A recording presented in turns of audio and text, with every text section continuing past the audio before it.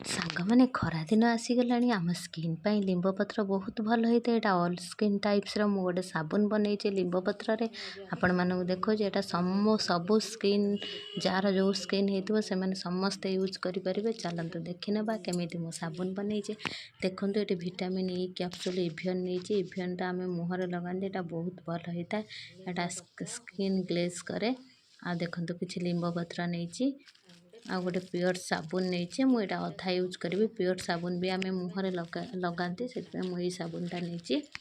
देखु तापर कौन कले ना ये गोटे ग्राइंडिंग जार अल्प पानी नहीं कि से लिंब पत्र को देके भलसे ग्राइंडिंग करने पूरा फाइन पेस्ट करने मु पूरा भलसे फाइन पेस्ट करनेली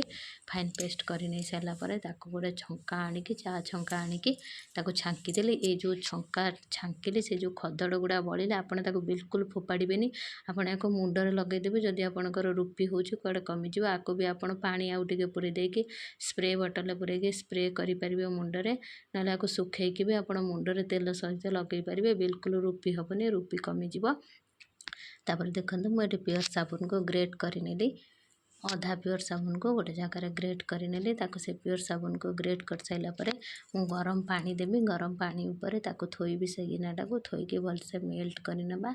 से मेल्ट हो सारापर आम जो लिंब पत्र बाटिकी रखी तापर देवी देखूँ यहाँ मेल्ट हो धीरे धीरे यहाँ मेल्ट हम मेल्ट हो गलापर से लिंब पत्र आण को देदेवी देखूँ यहाँ पूरा मेल्ट हो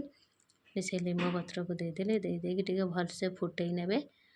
देखो मुझे देदेकी भलसे फुटई ने फुटई ने भलसे गोड़े ने जमी साबुन ने पूरा लिंब पत्रटा भलसे आणटा पूरा मिसीज देखो भलसे गोड़े ने पूरा मिसी जाइए देखो मिसीगला तापर इभियन कैप्सूल 3टा कि 4टा एमती नहीं आसिली यहाँ मो एतिक इभियन कैप्सूल 4टा पकई इभियन कैप्सूल 4टा पकईदेली पकईदे इभियन कैप्सूल को भलसे मेल्ट करेंगे आगे भलसे फेंटी नवा से पूरा मेल्ट हो गलापर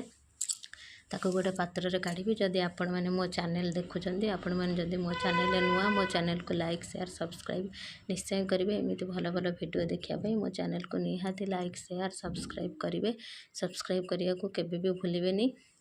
देखो मुझे इभियन कैप्सूल पकई देकी भलसे मेल्ट होगला मेल्ट हो गलापर गोटे 2टा काच पात्र आनी आपण मैंने जो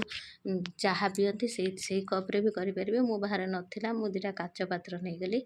नहीं जाइए ताधर एक ढालीदेली ढाली देकी 3-4 घंटा पूरा ठंडा होगापाई छाड़देली 3-4 घंटा पूरा ठंडा हो गलापर या देखो से पात्र मु काढ़ी नेली केते सुंदर साबुन बनी जाइए यहाँ मु चाह पिया कप्रे करते भल होता किंतु यहाँ मु काच गिनार कर एमती देखूँ केते सुंदर साबुन आमर बनिक रेडी होती आपण मैंने भी या थे निश्चय ट्राए करेंगे बहुत बढ़िया साबुन बनी जाइए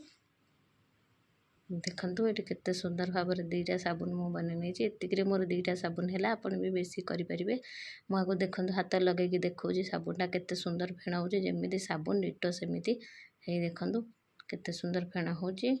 आमर रेडी होगला नीम साबुन आपण मैंने भी एमती थे निश्चय ट्राए करेंगे यहाँ बहुत बढ़िया लगुच।